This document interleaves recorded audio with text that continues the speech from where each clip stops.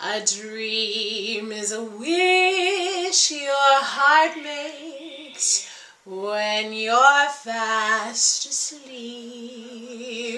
In dreams you will lose your heartache. Whatever you wish for, you'll keep. Have faith in your dreams, and someday a rainbow will come smiling through. No matter how your heart is grieving, if you keep on believing, the dream that you wish will come true. But you're going to have to do a lot of work. Let's be clear. Hey, this is Lisa from LisaRobbinYoung.com. We're in day 2. We're heading into the end of day 2. This is session 3 out of 4 for today's workshop, helping you build a growth plan for 2018 and beyond.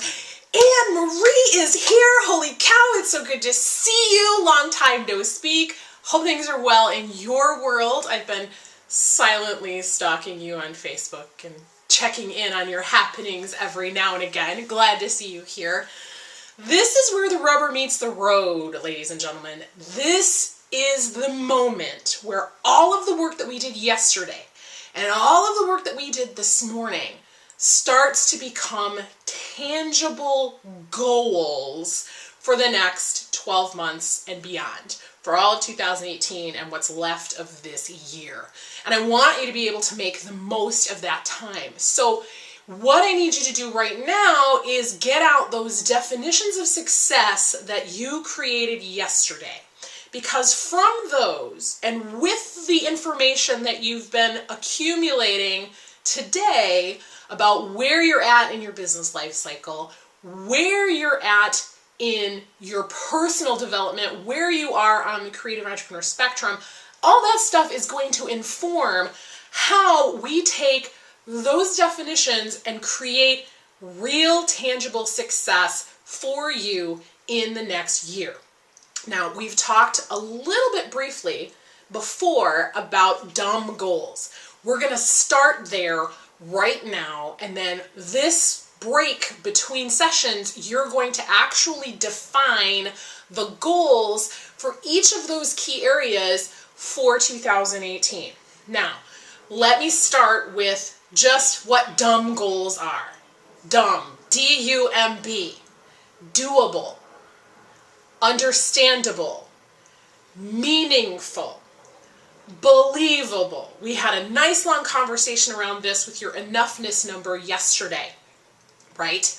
And finding the number that felt spacious enough without feeling like too much of an impossible goal for you. That interim enoughness number if you needed to find that, right? So we have to apply the same logic to the goals that you're setting for yourself for the next 12 months. It's great to say, I'm going to make 6 figures in 2018. But if that's not doable, understandable, meaningful, and believable for you, it's not going to happen. Not unless some weird, crazy miracle just kind of transpires, in which case I am open to receive. And yet, there are things that we need to do. You got to do the work, right? Otherwise, a dream just stays out there. I think it was Denzel Washington said that a dream without goals is just a dream. It doesn't actually become anything. It doesn't actually manifest in the world. So we want to do our part in making our dreams a reality. So we started by defining the dream. What is that going to look and feel like? This is the end of that piece where we actually take all of the stuff that we'd like to consider and we narrow it down. And what's going to end up happening by the end of our time together today, you will have identified one goal in each of the 5 key areas, plus an additional goal in your key area of fitness. So you'll actually have 6 goals that you'll be driving towards for the next 12 months, okay? And they have to be doable. Can they be done?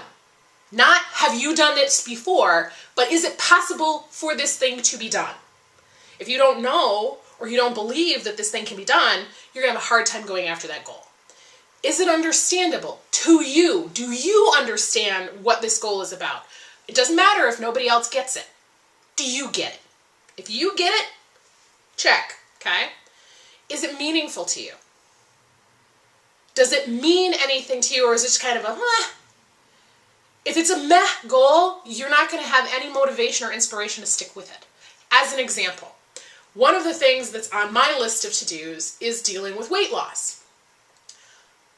A very understandable and meaningful goal for me is to lose 100 pounds. And 100 pounds, in light of all the other things I have going on, is not very believable for me for the next quarter, maybe not even for the next year. So I have to scale that back. Now, I could say, hey, I'm going to shoot for 5 pounds. Well, 5 pounds is kind of a, well, yeah, if I hit 5 pounds, lost 5 pounds, yeah, okay, cool, but that doesn't really have any meaning for me because it's not going to feel different in my body, it's not going to look different in my body. I'm not going to have the experience of I've lost weight, it's just 5 pounds. Now, there's a whole psychological story around not enoughing those 5 pounds, but that's something completely different. And that has to go with the meaning that I bring to it. This is the one time when you need to kind of work with your judgments, because if you don't, then you're not going to continue to get momentum. You're not going to continue to follow through. So if it doesn't feel meaningful for you, you need to keep working with it until you get to the goal that's going to work for you. And then, of course, believable, doable, understandable, meaningful, and believable. If you don't believe it's possible, if you believe that it is way out of your reach, you're not going to stick with it. You're not going to be consistent at it. You're going to continue to rail against it and maybe even sabotage yourself because you don't believe it's possible in the first place, so why bother trying? So, with that framework in mind, making sure that what you're doing is understandable, meaningful, and believable, that's how we're going to structure setting the goals for each of these key areas. And we're going to take them a couple at a time so that by the end of the day, you'll have all of them at least preliminarily completed. And just like yesterday, when you wrote those definitions and you marinated on them, you're going to set your goals tonight and then you're going to marinate on them and come back to them in the morning and see if those still feel like they're a good fit for you. Because you need to be with those goals. And if those goals aren't resonating for you, then you need to be clear about that. Because in the moment, we can feel like, yeah, that feels really good. And then later, our self-talk comes back, or life happens, and we go, wow, that's really overwhelming. Or wow, maybe I could really do that differently and do it in a better way. Okay? We don't know what tomorrow's going to hold for us. That's why we have this marinating process baked in. That's why we don't do this whole workshop in a single day. That would be overkill. You need time. Your mind and your body needs time to process and be with what's coming up for you in the work that we're doing together. So, let's take your first key area, the key area of faith. Now, look at your definition of faith. Because remember, it's your definition that matters. I built the framework around the idea that faith is really about where the nexus of your core values and your beliefs comes together. That point, that's the point of faith. Because you don't know what's going to happen there, you can't control the outcome. You just have to trust that your core values and your beliefs are going to line up in a way that you're taken care of. That's faith for me, something bigger than just me, so that I'm not letting myself down. But my definition may not be your definition, and that's okay. What matters here is what your definition of faith is. And as you look at your definition of faith, the question I want you to ask yourself is, what's the one shift that you could make in your life in the next 12 months that would give you the most cause for celebration around feeling like you're living a faithful existence? What's the one thing that would give you the most cause for celebration? Now, you're probably going to come up with 7 or 8 different things. That's great. That's why we have these lovely dudes. These lovely, lovely sticky notes. They're fabulous. They're fabulous. They're fabulous, right? So write down each idea on a separate sticky note or grab multiple pieces of paper. You want them separate so that you can move them around and play with them, okay? This process is very important because the actual physical, tangible act of picking it up and holding it, feeling the weight of it, emotionally in your hands and in your body. I know that sounds woo-woo if you're linear, but trust me, that act of picking it up is a great decision-making tool. One of the activities that I do with my clients when they're trying to decide between several things, and I've shared this on my blog, so this isn't necessarily some ancient Chinese secret here, okay, this is not anything brand new, is to close your eyes and really just breathe deeply and relax into your body. And I usually have them put one hand over their heart and one hand over their solar plexus. So if you're a girl, you're kind of squishing your boobs, but work with me here. So you've got your hands in these two places to be receptive to what's flowing through you. I know this is a little woo-woo for you linear types, just work with me. So you're nestling into your body and you're just getting comfortable and you're breathing and you're relaxing, and in your mind's eye, you're imagining each of the options that you're considering wadded up in a crumpled up piece of paper, and it's on the floor. And they're scattered all over the floor in various places. And so you're sitting there and you're looking at all of these messy little bits of paper all over the floor. One of them is calling to you to pick it up first. And you reach down and you pick up that one piece of paper and you unfold it, and what's on the paper? That's the first thing that's calling your energy. That's the first thing that's calling to your attention. So that's the first thing you need to consider. So as we look at your definition of faith and the things in your life that need to shift so that you feel like you're living a more faith-filled existence, where you have more confidence in how you show up in the world, where you really believe the universe has your back, or whatever your construct for faith is, what's the one thing that needs to shift for you so that you feel like you have the most cause for celebration around that key area? That's the question we're going to apply to all the key areas, just foreshadowing here, okay? But right now we're talking about your key area of faith, and I'm actually going to walk you through and sit here and be with you as you go through this process. So don't wait for me to stop talking, just start writing now. Take your pencil out and physically write down, these are the things that I'd like to see different in my key area of faith over the next 12 months. Get them out of your head, get them out of your heart, get them onto paper so that you can actually physically look at these things and go, wow, yeah, that really needs to shift. Wow, I didn't even realize that needed to shift. Holy cow. I don't think I want to shift that. None of those answers is wrong. Every single answer is valid. There's no judgment. Remember, that's the other thing. Sometimes something will pop for you, and then you'll not enough it, or you'll poo-poo it, and you'll be like, no, not that. Not that thing. Write it down. Write it down. Put them all down on paper. And you'll probably have 4 or 5 or 6 of them. That's great. And then think about what's the one that you're going to shift? What's the one that you're going to put your focus into?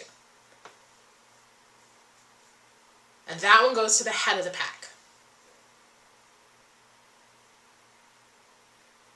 Now, there's a method to my madness for using sticky notes or individual scraps of paper. Partly because once you've gotten clear on what the one leading piece is, you can now take the other ones and remove them. Remove them from the table, get them out of your energy space, physically move them aside so that your focus is on that one key area goal for faith. Now I hear you saying, but Lisa, those other things are important too. Yeah. This is where I bring you back to the concept of also and instead of all or nothing or either or. I either work on this and don't do those. It's all my energy here and nothing over there. That's not reality. Those other things will probably crop up for you over the course of the year. And it's totally fine and acceptable to put some energy and effort into shifting those things. But there's going to be one thing that when everything else is competing, that's the point you're going to focus on. That's going to be the piece that gets the most of your time, energy, and attention this year. And it might be that you shift that very quickly because you're relentlessly focused on it, and now you can pull one of those other pieces and work on that.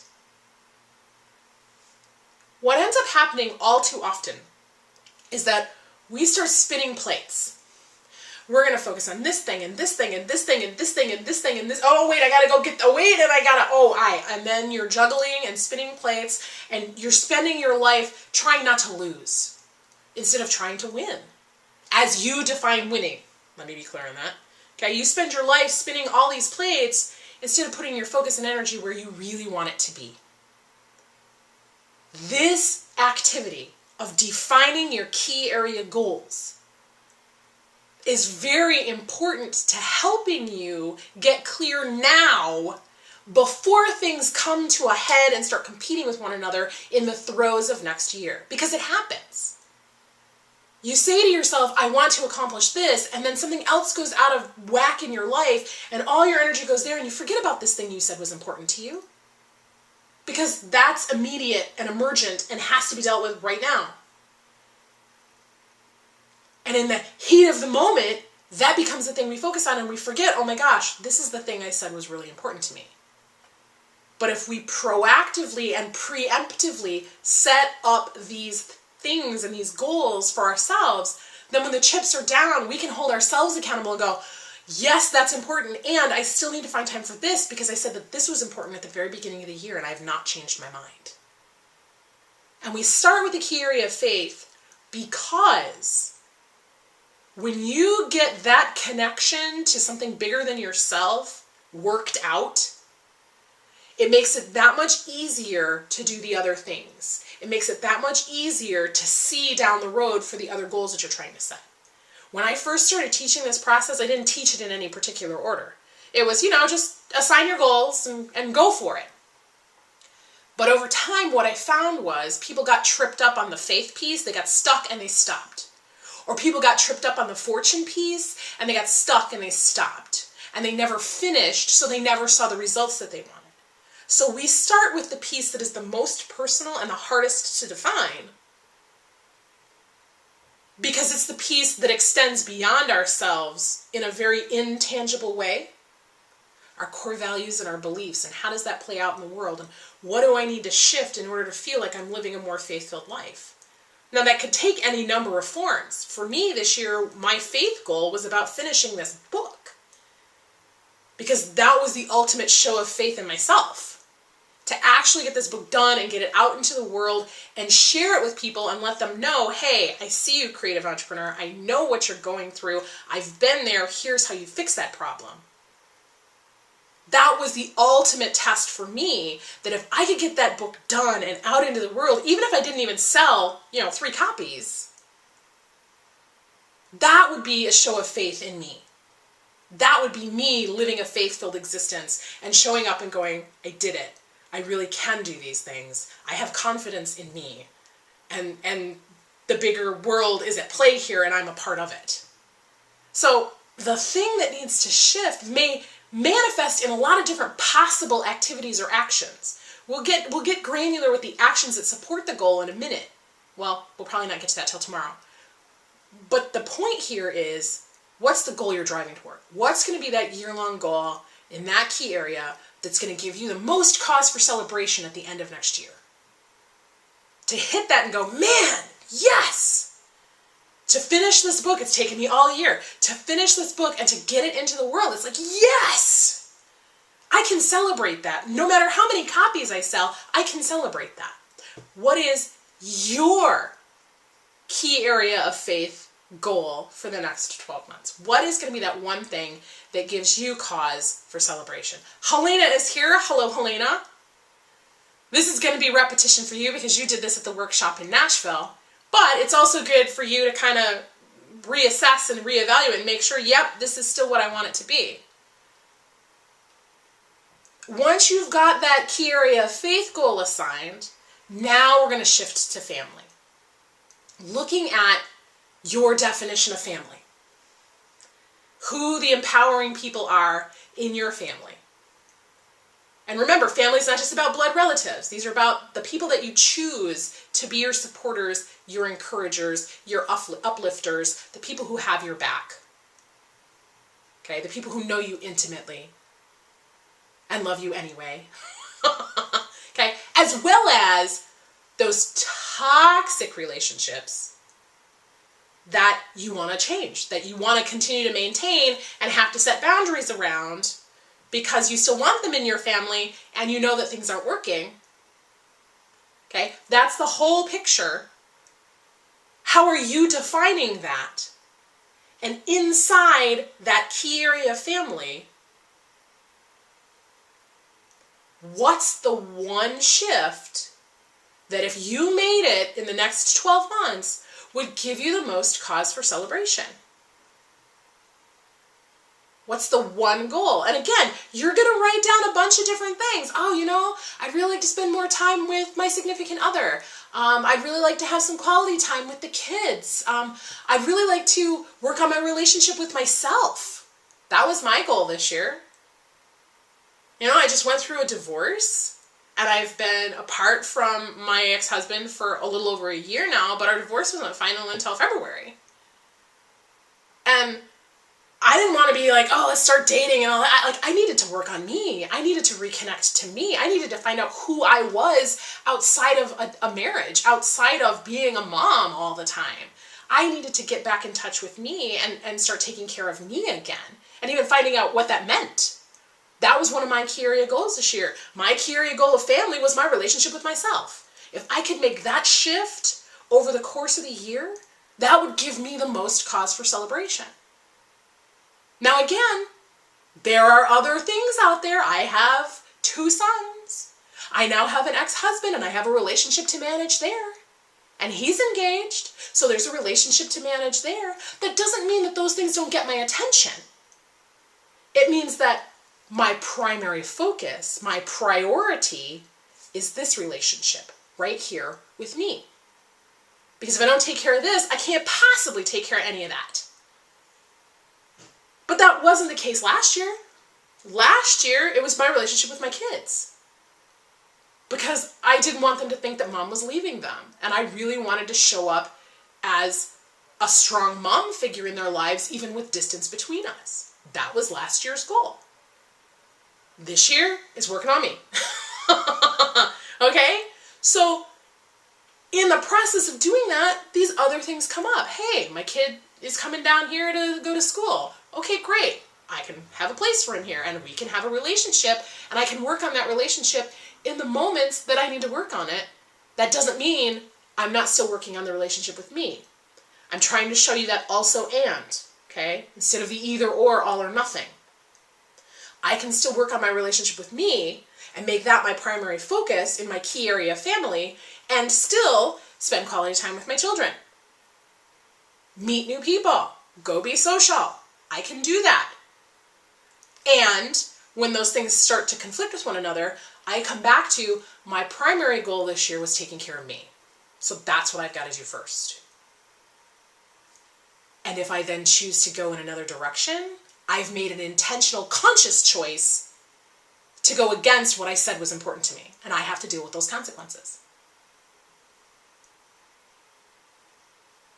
Helena says, all the goals almost new, unknown to me because I never saw goal setting that way. Yeah, most people don't. They see goal setting as this piece outside them that when I get there, then I'll be successful.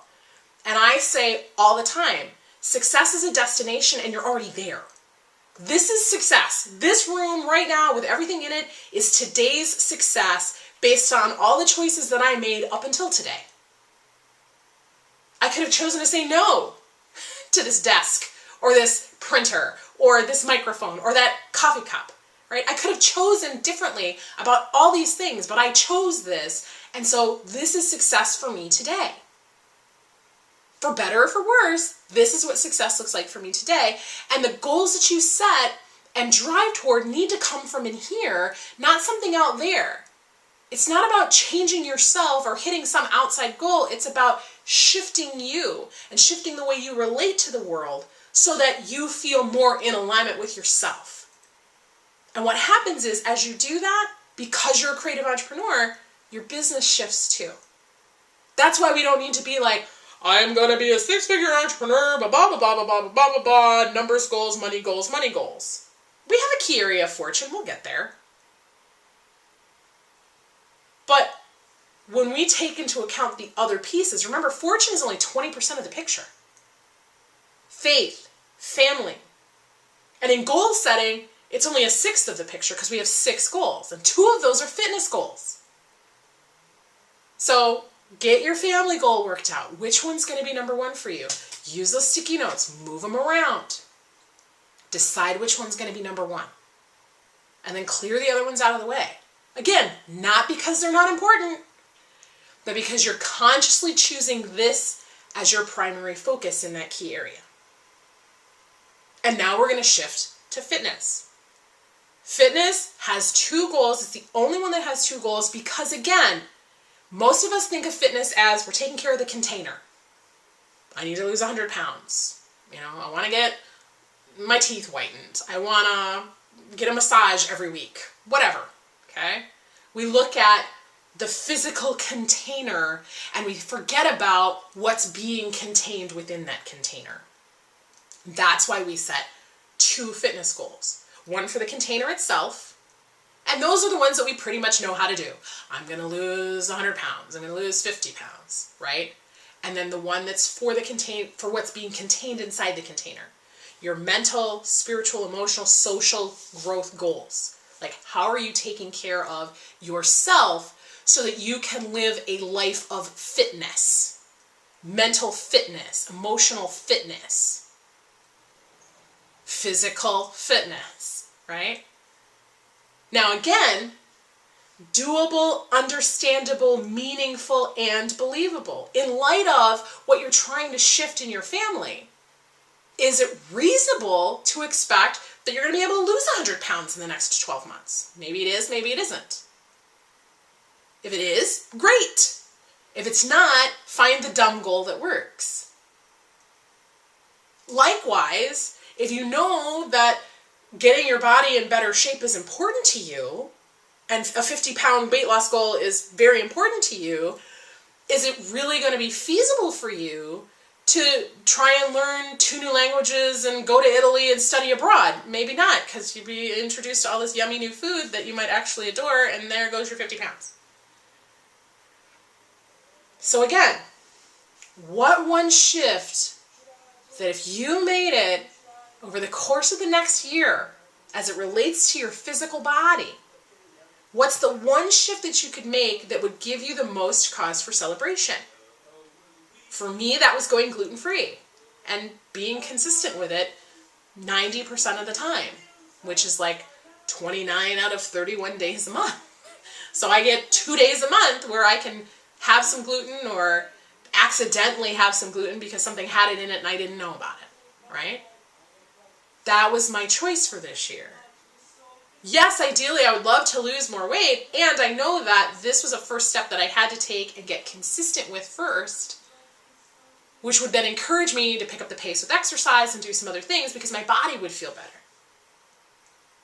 What's that one shift that you're going to make for your physical body that's going to give you the most cause for celebration in the next 12 months in light of the other goals that you've already set for yourself?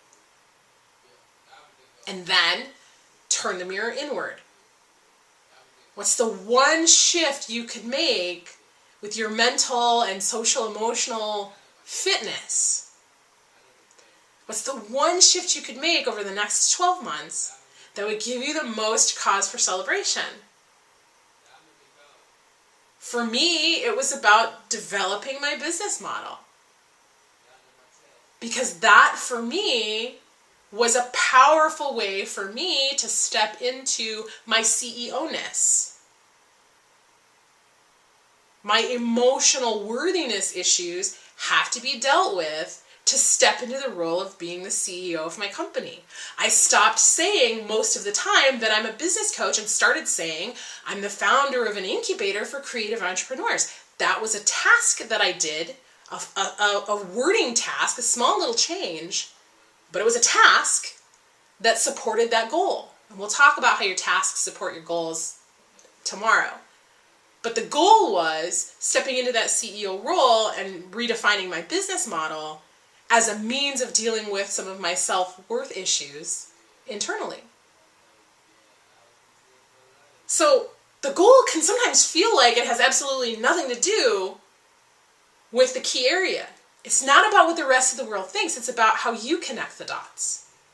What's that one shift that if you could make it in the next 12 months would give you the most cause for celebration for your physical container and for what's being contained inside it?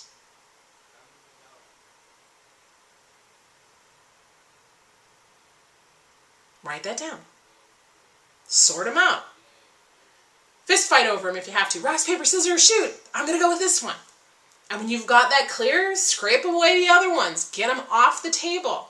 Again, not because they're not important, but because you're intentionally choosing this first, and then those can come into play as time and space permits.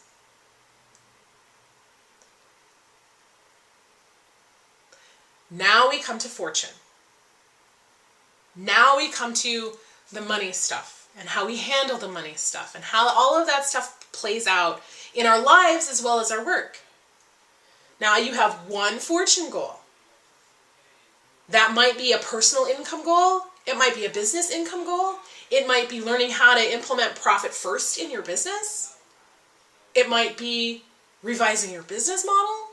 It might be none of those things, because I'm not here to tell you what your goals need to be. But as you look at your definition of living a life of good fortune, what's the one shift that you could make over the next 12 months that would give you the most cause for celebration? What is that one shift? For me, that was around changing my business model. This year, many of my key area goals kind of lined up to support one another, which was really great. It made my life a lot easier because it felt like I was working toward fewer goals because they all kind of fed together. Doesn't always work that way. So for me, being able to lock in my business model and find more leverage points in my business model so that I was bringing in more revenue, but I wasn't doing more work to make that happen, putting in more hours to make that happen, that was a big deal for me. And it's taken a good portion of the year to do that. And it's been worth it. There's more ease in my life and in my work. I can do things like spend 3 days on Facebook Live because I have support team in place to handle things for me so that the world doesn't fall apart while my face is in front of a camera. I also structured this so that I could take breaks and check in on things, okay? But not working nearly as hard as I have in the past because that sense of ease was part of what I was looking for in my definition of fortune. Living a life of good fortune. So what about you? As you are looking at what you'd like to accomplish in the next year, and you're holding your enoughness number in your hands, or your interim enoughness number in your hands, is that really the most important thing anymore? If you get to pick one thing to shift, is it driving toward the enoughness number? Is it paying off debt? Is it stabilizing your family income? Is it relocating to save money or to take another job? Again, there's no judgment here. It's about your definition and what works for you in your situation and what's going on in your life and in your great work. That's what matters. So what's that one shift that you can make that's going to move you forward?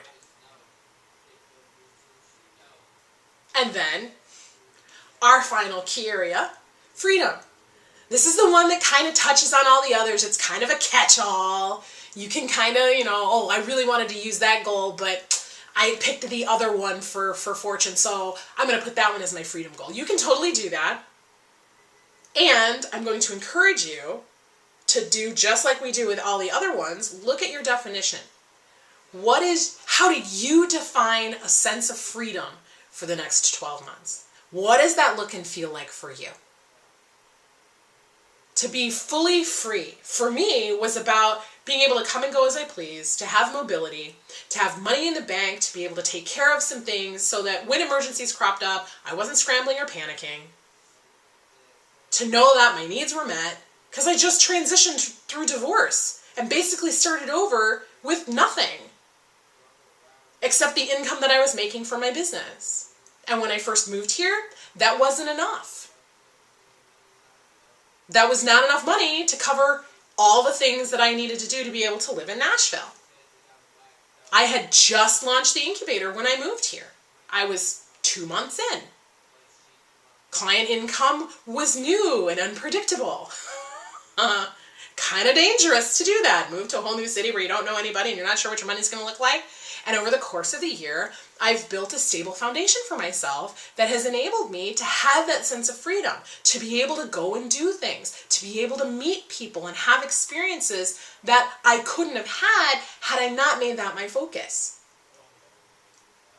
So for you, based on your sense and your definition of a sense of freedom, what's the one shift that you could make over the next 12 months that would give you the most reason to celebrate?